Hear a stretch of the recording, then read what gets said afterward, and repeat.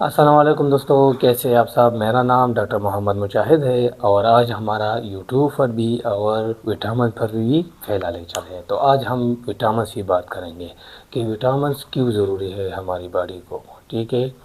और दूसरा, कौन से विटामिन सबसे पहला डिस्कवर हुआ है।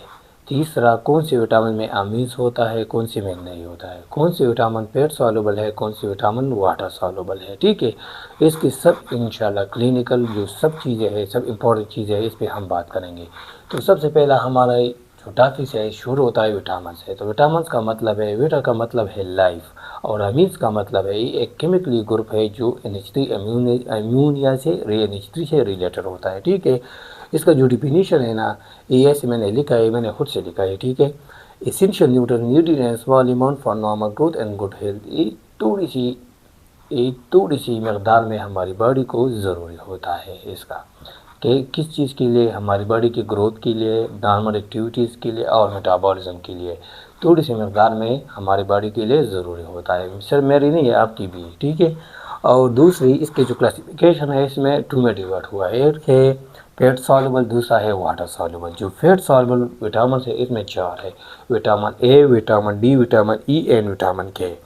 जो विटामिन ए है, इसका जो मेन एमसीक्यूज है, जो मेन पॉइंट है वो है नाइट्रोजन में काम करता है, ठीक है।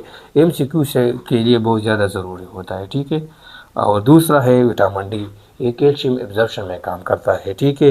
विटामिन के blood clotting, vitamin E antioxidant activities करता है। ये फैट सॉल्युबल विटामिन है। इनको हम एक एक पढ़ेंगे इंशाल्लाह, कि सब इंपॉर्टेंट चीज़ों पे हम बात करेंगे। और फिर जो दूसरा हिस्सा है ये है water soluble vitamin. Water soluble vitamin में एक है बी कम्प्लेक्स, एक है नॉन बी कम्प्लेक्स। जो बी कम्प्लेक्स है ना, वो E8 है, ठीक है। E8 जो मैंने लिखे है ना, thiamine, riboflavin, niacin, pantothenic acid, pyridoxine, biotin, niacin, folic acid and cobalamin, E8 B complex है। और जो विटामिन सी मैंने लिखा है ये नॉन बी कम्प्लेक्स है, ठीक है।